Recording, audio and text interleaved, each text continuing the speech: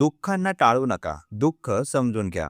या व्हिडिओमध्ये तुम्हाला पुढील प्रश्नांची मानसशास्त्रीय उत्तरे मिळतील. दुःख टाळू नका, दुःख समजून घ्या. मानसशास्त्र काय सांगते? आयुष्यातील दुःख समजून घेण्याचे मानसिक फायदे. सतत दुःख का होते? मानसशास्त्रीय कारणे. दुःखातून मजबूत कसे बनावे? सोप्या मानसशास्त्रीय पद्धती. भावना दाबून ठेवण्याचे नुकसान काय असते? मनातील दुःख समजून घेण्याचे 5 सोपे मार्ग. दुःख आपल्याला काय शिकवते? मानसशास्त्राचा दृष्टिकोन. भावनांना स्वीकारणे का महत्त्वाचे आहे? दुःखातून मानसिक वाढ कशी होते? मनातील वेदना समजून घेतल्यास जीवन कसे बदलते? या आणि अशाच निरनिराळ्या प्रश्नांची उत्तरे तुम्हाला या व्हिडिओमध्ये मिळतील, म्हणून व्हिडिओ शेवटपर्यंत नक्की ऐका. चला तर मग सुरू करूया. मानवी जीवनात सुख आणि दुःख दोन्ही असतात. आपण सर्वजण आनंद, यश आणि समाधान शोधत जगतो. परंतु जीवनात काही क्षण असे येतात जेव्हा मन खूप दुःखी होते. एखादी जवळची व्यक्ती दूर जाणे, नात्यातील तणाव, अपयश, आर्थिक अडचणी किंवा अपेक्षा पूर्ण न होणे, अशा अनेक गोष्टींमुळे दुःख निर्माण होते. बहुतेक लोकांना दुःख आवडत नाही. त्यामुळे अनेक जण दुःख टाळण्याचा प्रयत्न करतात. पण मानसशास्त्र सांगते की दुःख टाळण्यापेक्षा ते समजून घेणे अधिक महत्त्वाचे असते. भावना दाबून ठेवणे किंवा त्यांच्याकडे दुर्लक्ष करणे मनासाठी चांगले नसते. जेव्हा आपण दुःख टाळण्याचा प्रयत्न करतो तेव्हा ते पूर्णपणे नाहीसे होत नाही. उलट ते मनाच्या आत साठत राहते. काही काळानंतर ही साठलेली भावना तणाव, चिंता किंवा रागाच्या रूपात बाहेर येऊ शकते.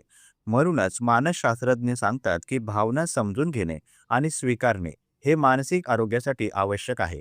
दुःख ही माणसाची नैसर्गिक भावना आहे. जसे आनंद, राग, भीती या भावना असतात, तसेच दुःखही असते. त्यामुळे दुःख येणे म्हणजे काहीतरी चुकीचे घडत आहे असे नाही. उलट दुःख ही भावना आपल्याला काहीतरी महत्त्वाचे शिकवण्याचा प्रयत्न करत असते. उदाहरणार्थ, एखाद्या नात्यात तणाव निर्माण झाला आणि त्यातून आपल्याला दुःख झाले, तर ते दुःख आपल्याला त्या नात्याची किंमत कळवते. त्या नात्याबद्दल आपल्याला किती काळजी आहे हे दुःखामुळे लक्षात येते. मानसशास्त्रात इमोशनल अवेअरनेस म्हणजे भावनांची जाणीव असणे याला खूप महत्त्व दिले जाते. जे लोक त्यांच्या भावनांना ओळखतात आणि समजून घेतात ते मानसिकदृष्ट्या अधिक मजबूत असतात. ते दुःख टाळण्याचा प्रयत्न करत नाहीत. ते स्वतःला विचारतात की मला नेमकं कशामुळे दुःख होत आहे. हा प्रश्न खूप साधा वाटतो, पण त्याचे उत्तर शोधणे आपल्याला स्वतःला समजून घेण्यास मदत करते. दुःख समजून घेण्याचा पहिला टप्पा म्हणजे ते स्वीकारणे. अनेक वेळा लोक स्वतःला म्हणतात, मला दुःखी वाटू नये. पण ही अपेक्षा वास्तववादी नसते. कारण प्रत्येक माणूस कधी ना कधी दुःखी होतोच. त्यामुळे स्वतःला दुःखी होण्याची परवानगी देणे महत्त्वाचे आहे. जेव्हा आपण स्वतःला असे म्हणतो की हो, मला आता दुःख होत आहे आणि ते ठीक आहे, तेव्हा मन थोडे हलके होते. दुसरा महत्त्वाचा टप्पा म्हणजे दुःखाच्या कारणाकडे शांतपणे पाहणे. कधीकधी आपल्याला जे दुःख वाटते त्यामागे अनेक लहान गोष्टी असतात. उदाहरणार्थ, कामाचा ताण, नात्यांमधील अपेक्षा, थकवा किंवा स्वतःबद्दलचा कमी आत्मविश्वास. जेव्हा आपण या गोष्टी समजून घेण्याचा प्रयत्न करतो, तेव्हा दुःखाचा खरा अर्थ समजायला लागतो.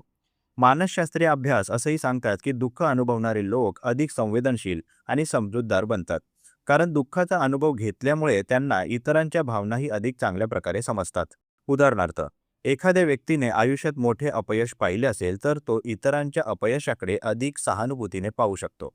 त्यामुळे दुःख आपल्याला अधिक मानवी बनवते.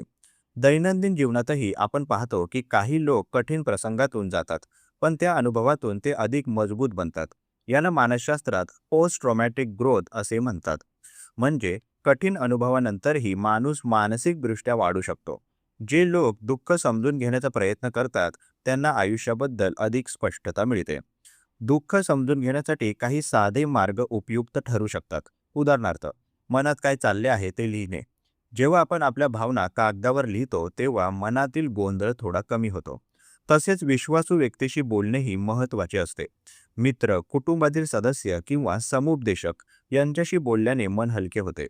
ध्यान, श्वसनाचे व्यायाम आणि स्वतःसाठी थोडा शांत वेळ घेणे हेही मनाला स्थिर करण्यास मदत करते. जेव्हा मन शांत होते तेव्हा भावना अधिक स्पष्टपणे समजतात. अशा वेळी आपण दुःखाकडे थोड्या अंतरावरून पाहू शकतो. एक साधे उदाहरण पाहूया. समजा एखाद्या विद्यार्थ्याला परीक्षेत अपयश आले. सुरुवातीला त्याला खूप दुःख होते. जर तो हे दुःख टाळण्याचा प्रयत्न करेल तर तो कदाचित स्वतःला दोष देईल किंवा सगळ्यांपासून दूर जाईल. पण जर तो थांबून विचार करेल की मला नेमके कशामुळे दुःख होत आहे, तर त्याला कळेल की त्याला अपयशाची भीती आहे किंवा इतरांच्या अपेक्षा पूर्ण न होण्याची चिंता आहे. जेव्हा हे कारण समजते तेव्हा तो पुढच्या वेळी अधिक चांगली तयारी करू शकतो. यातून एक महत्त्वाची गोष्ट लक्षात येते. दुःख आपल्याला थांबायला, विचार करायला आणि शिकायला भाग पाडते. त्यामुळे दुःखाला शत्रू समजण्याची गरज नाही. ते आपल्या आयुष्याचा एक शिक्षक असू शकते. शेवटी जीवनात दुःख पूर्णपणे टाळणे शक्य नाही, पण त्याकडे पाहण्याचा आपला दृष्टिकोन बदलू शकतो. जेव्हा आपण दुःख समजून घेण्याचा प्रयत्न करतो, तेव्हा ते आपल्याला स्वतःबद्दल, नात्यांबद्दल आणि आयुष्याबद्दल खूप काही शिकवते.